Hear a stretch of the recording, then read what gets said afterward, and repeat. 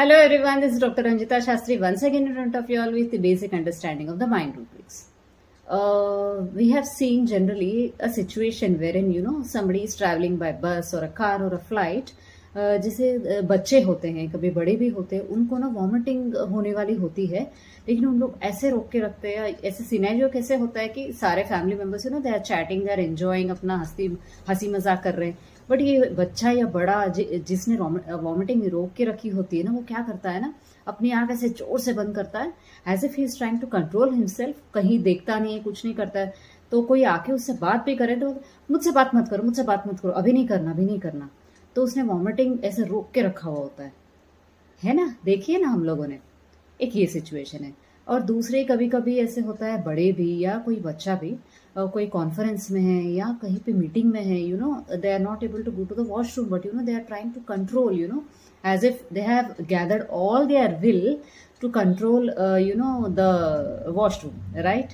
तो यहाँ पे we have a very beautiful rubric in the mind which says confusion of mind, muscles refuse to obey the will when the attention is turned away. मतलब उन्होंने अपना attention सारा, अपना will सारा जो है उनका वॉमिट रोकने के लिए पूरा यूज किया हुआ है.